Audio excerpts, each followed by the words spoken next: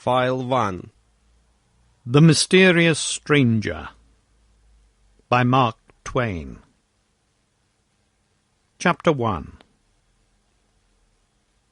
It was in 1590, winter. Austria was far away from the world and asleep. It was still the Middle Ages in Austria, and promised to remain so forever.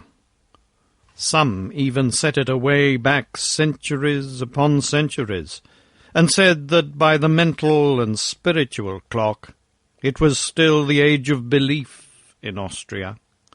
But they meant it as a compliment, not a slur, and it was so taken, and we were all proud of it. I remember it well, although I was only a boy, and I remember, too, the pleasure it gave me.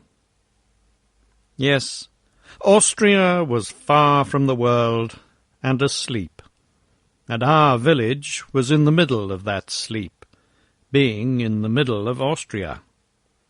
It drowsed in peace in the deep privacy of a hilly and woody solitude, where news from the world hardly ever came to disturb its dreams, and was infinitely content. At its front flowed the tranquil river, its surface painted with cloud forms and the reflections of drifting arcs and stone boats. Behind it rose the woody steeps to the base of the lofty precipice. From the top of the precipice frowned a vast castle, its long stretch of towers and bastions mailed in vines. Beyond the river, a league to the left, was a tumbled expanse of forest-clothed hills, cloven by winding gorges, where the sun never penetrated.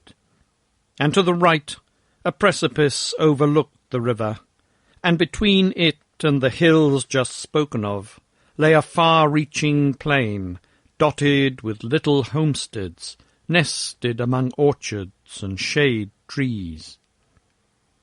The whole region for leagues around was the hereditary property of a prince, whose servants kept the castle always in perfect condition for occupancy, but neither he nor his family came there oftener than once in 5 years.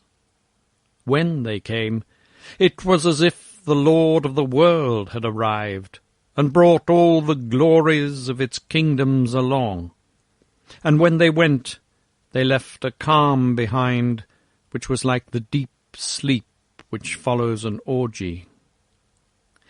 Eseldorf was a paradise for us boys. We were not overmuch pestered with schooling.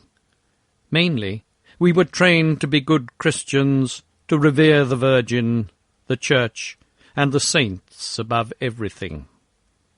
Beyond these matters, we were not required to know much, and in fact not allowed to. Knowledge was not good for the common people, and could make them discontented with the lot which God had appointed for them, and God would not endure discontentment with his plans. We had 2 priests. One of them, Father Adolf, was a very zealous and strenuous priest, much considered. There may have been better priests in some ways than Father Adolf, but there was never one in our commune who was held in more solemn and awful respect. This was because he had absolutely no fear of the devil. He was the only Christian I have ever known of whom that could truly be said. People stood in deep dread of him on that account, for they thought that there must be something supernatural about him, else he could not be so bold and so confident. All men speak in bitter disapproval of the devil, but they do it reverently, not flippantly. But Father Adolf's way was very different. He called him by every name he could lay his tongue to, and it made everyone shudder that heard him, and often he would even speak of him scornfully and scoffingly. Then the people crossed themselves, and went quickly out of his presence, fearing that something fearful might happen. Father Adolf had actually met Satan face to face more than once, and defied him. This was known to be so. Father Adolf said it himself. He never made any secret of it, but spoke it right out. And that he was speaking true there was proof in at least one instance, for on that occasion he quarrelled with the enemy and intrepidly threw his bottle at him. And there, upon the wall of his study, was the ruddy splotch where it struck and broke. But it was Father Peter, the other priest, that we all loved best, and were sorriest for. Some people charged him with talking around in conversation that God was all goodness, and would find a way to save all his poor human children. It was a horrible thing to say, but there was never any absolute proof that Father Peter said it, and it was out of character for him to say it too, for he was always good and gentle and truthful. He wasn't charged with saying it in the pulpit, where all the congregation could hear and testify, but only outside, in talk, and it is easy for enemies to manufacture that. Father Peter had an enemy, and a very powerful one, the astrologer, who lived in a tumbled old tower up the valley, and put in his nights studying the stars. Everyone knew he could foretell wars and famines, though that was not so hard, for there was always a war and generally a famine somewhere. But he could also read any man's life through the stars in a big book he had, and find lost property, and everyone in the village, except Father Peter, stood in awe of him. Even Father Adolf, who had defied the devil, had a wholesome respect for the astrologer when he came through our village wearing his tall, pointed hat and his long, flowing robe with stars on it, carrying his big book and a staff which was known to have magic power. The bishop himself sometimes listened to the astrologer, it was said, for besides studying the stars and prophesying, the astrologer made a great show of piety, which would impress the bishop, of course.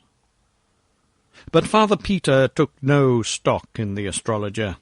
He denounced him openly as a charlatan, a fraud with no valuable knowledge of any kind, or powers beyond those of an ordinary and rather inferior human being, which naturally made the astrologer hate Father Peter and wish to ruin him. It was the astrologer, as we all believed, who originated the story about Father Peter's shocking remark and carried it to the bishop.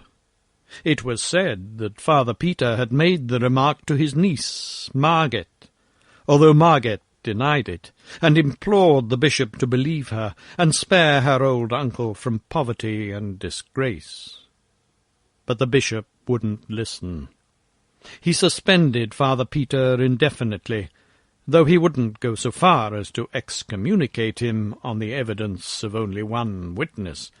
And now Father Peter had been out a couple of years, and our other priest, Father Adolf, had his flock. Those had been hard years for the old priest and Margaret. They had been favourites, but of course that changed when they came under the shadow of the bishop's frown. Many of their friends fell away entirely, and the rest became cool and distant. Margaret was a lovely girl of 18 when the trouble came, and she had the best head in the village, and the most in it. She taught the harp, and earned all her clothes and pocket-money by her own industry. But her scholars fell off one by one now. She was forgotten when there were dances and parties among the youth of the village.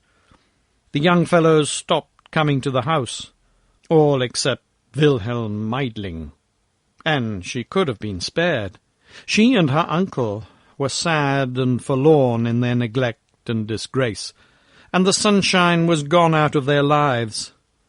Matters went worse and worse, all through the 2 years.